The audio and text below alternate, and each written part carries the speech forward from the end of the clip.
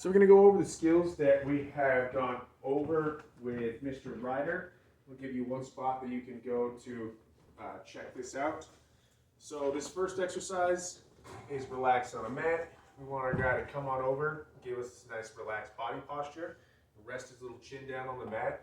So this is utilized to bring down big emotions anytime that we get too wound up or overly excited. And this body posture is basically going to be signaling to his brain everything's okay, we're nice and relaxed, and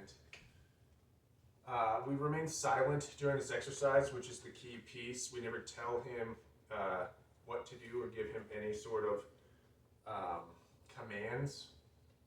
The only cue he gets is the mat, that he knows this is the exercise that we're doing, and then he has to do this completely on his own accord.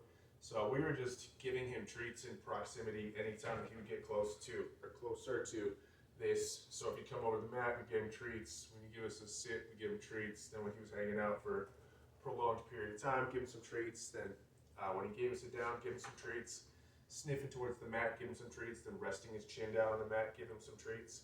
So we've never given any commands, and the reason that's so important is we want him to work through this 100% on his own accord and not be told that this is what you need to do, but let him learn that this is what you need to do completely on his own accord. I liken this basically to the difference between driving a car and watching someone drive a car. He's driving his own car in this for instance, where he's realizing he has the capacity to bring his emotions back down. And even though we're breaking out the mat, because we're not telling him to do any of this, he's realizing, oh, I can do this on my own. I can bring down my big emotions, and the treats also let him know he's doing the right thing. And so that's why we don't use the clicker during this exercise, because we want him to stay as relaxed as possible. We don't want him to get real ginned up, and so we want to keep him as calm as possible. So you can utilize this on your walks. So first thing you get out the door, do a little bit of relax on a mat, and then go on your walk. You could take him to a park, do relax on a mat, have all sorts of crazy stuff going on around him, and allow him to work through those big emotions. I've had folks use this for plane rides for dog-friendly hotels, and yeah, it has so many different applications. It's an amazing exercise. So we're going to take a treat here, toss it off the mat. Then we're going to go over all of his clickerable skills. So the clicker just pinpoints the precise moment that he's done what we're looking for. So these name games are crucial and really foundational for everything else. So we're going to say Ryder, drag treats up towards our face. As soon as he makes eye contact, we're going to clicker that moment.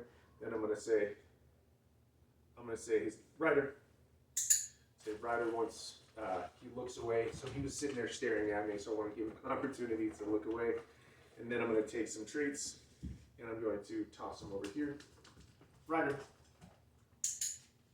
And on that one, just toss a treat on the ground, and I really wanted to make it a 180-degree turn. So work on these throughout the day. The name game exercise is the most pivotal one, being when you're just walking around. Ryder. And give a click, and just have him check in with you simply by saying his name, having him make eye contact. And that'll make everything else much more solid. The one where you toss it on the ground over here, like this, Ryder, is great for attention getting. So if you're out and about, you want to be able to turn back towards you. So I do really like that one. The initial one, when we drag it up towards our face, the application of that is if he's really having a difficult time. Usually if you're out and about, and if it's too challenging for him, you could even shove some treats in front of his face. Go, Ryder, really get his attention, drag it up towards your face, and lure him up towards you. So next what we're going to do is go over his recall. Ryder, come. So I love to utilize the name games as a precursor to our recall exercise, and really keeps it super solid. So as soon as you say his name, focuses in, and you tell him come, and he zips on over.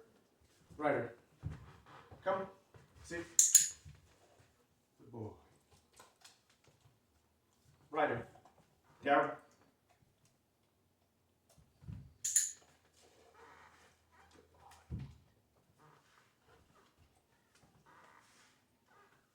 Ryder, down, stay.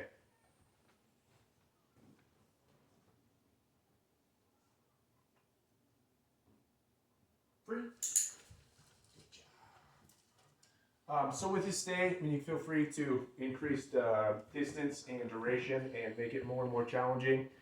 He's done an excellent job.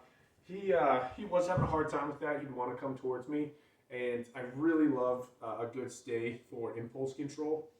And one thing that we've really been trying to do with him is every time we go through a doorway, tell him sit, stay, go through the doorway, then tell him come. You can also just tell him free, which lets him know he's done. Come is, come on, come towards me. And a sit and a stay before you go through every doorway really gives him that impulse control as well, letting him know, oh, I'm going to take a break, then we can go. And so I've always got to kind of check in and see if this is okay. You're welcome to come in. You're fine. You go.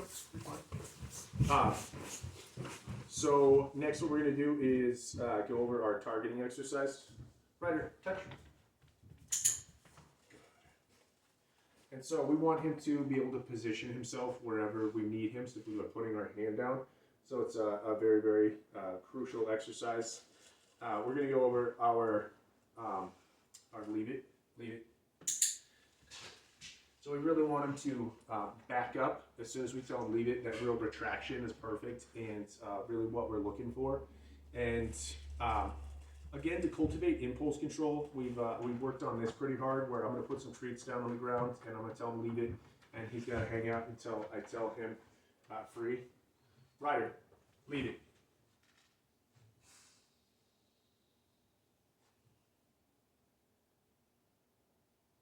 Free. And so really being able to stand up was a challenging part. As soon as I started to pull away from the treats, he thought that was okay, so I kind of had to lure it over them, put my hand over them, and like gradually move away. But we've gotten to where we can move away from the treats and tell him to leave it, and he doesn't go after it until we tell him free. He's done an excellent job on that. If you've got some other items, I encourage you to work with some different stuff on a leave it, which can be really beneficial to help him make more of a universal response towards his leave it. So leave it. Good. Where he pulls away from that, very good. You can also use things like dog toys and such, and work through a leave it as well.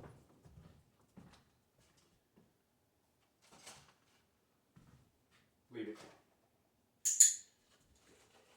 If he were to pick this up, we can also tell him to leave it as well. That's fine. Get it, buddy.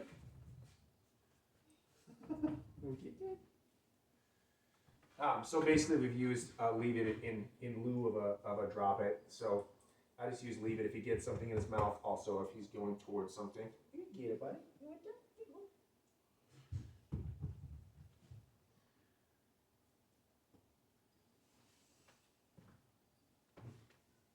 Very good. So we've also worked on our space exercise, which is our anti-jumping exercise. So as he's approaching me, I can tell him space, and I want him to give me a little bubble around myself. Ryder, space. Good. So you notice he stays back. That's perfect. That's exactly what we're looking for. He's also inside of my bubble, and I can tell him to give me some space too. So if he's too close, I can say space.